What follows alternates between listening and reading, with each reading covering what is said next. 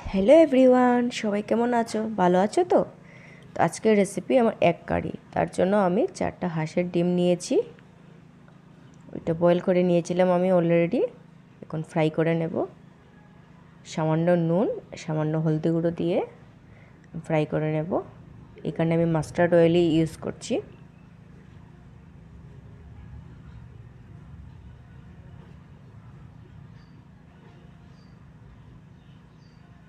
ডিমটা আমার ফ্রাই হয়ে গেছে। এখন আমার যা যা লাগবে ওইগুলো আমি রেডি করে নেব। আমি 2টা পেঁয়াজ নিয়েছি, 7-8 টুকরো হবে রসুন নিয়েছি, হাফ টমেটো, সামান্য আদা আর একটা আলু নিয়েছি। আলুটা আপনারা যদি ভালো না লাগে ওইটা স্কিপও করতে পারেন।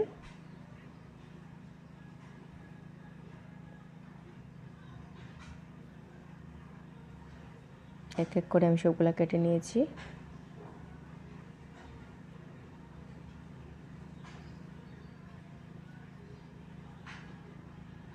আলুটা কেটে আমি আলুটাও একটু ফ্রাই করে নেব।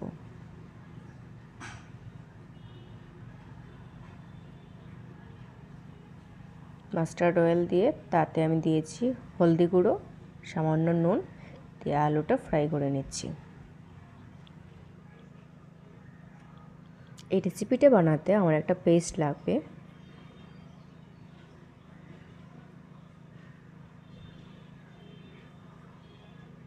পেস্টটা বানানোর জন্য এই যে এখন আমি কুচি করা পেঁয়াজ, আদা, রসুন, টমেটো, কাঁচা লঙ্কা নিয়েছিলাম, ওইগুলোই আমি এখন একটু ফ্রাই করে নেব। পুরো ফ্রাই করতে হবে না, যতক্ষণ না একটু ব্রাউনি কালারটা আসছে ততক্ষণ ফ্রাই করলেই হবে।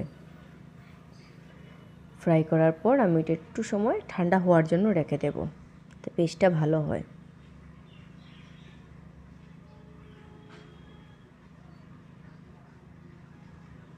আমার পেস্টটা হয়ে গেছে। এখন ফোড়ন দেব। ফোড়নে যাবে গোটা গোটা গরম মশলাটা যাবে, আর শুকনো লঙ্কা, তেজপাতা ওইটা যাবে। তারপর ওই পেস্টটা দিয়ে দেব। তারপর এক এক করে হলদি গুঁড়ো, জিরে গুঁড়ো, ধনিয়া গুঁড়ো, লঙ্কা গুঁড়ো সব কিছু দিয়ে দেব। ভালো করে মিক্স করতে থাকবো। যখন দেখবো আমার কষিয়ে গেছে, তারপর একটু আমি ইয়োগার্ট ইউজ করেছি 1 টেবিল স্পুন, ওইটা আপনারা স্কিপও করতে পারেন।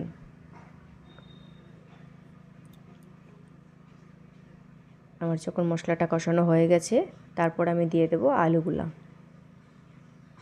আবারও আমি ভালো করে নাড়াচাড়া করতে থাকবো আর একটু কষিয়ে দেব। যত বেশি আপনি কষাবেন সব কারিগুলোই অতটাই টেস্টি হয়। কষানো হয়ে যাওয়ার পর আমি জল দিয়ে দিলাম। লাস্টলি আমি নুনটা দেব। নুনটা পরিমাণ অনুযায়ী ব্যবহার করবেন। তারপর আমি ডিমগুলো ছেড়ে দিলাম, আর সাথে আমি একটু গরম মশলা পাউডারটাও ব্যবহার করব। ধনিয়া পাতা যদি থাকে ওইটাও আপনারা ব্যবহার করতে পারেন।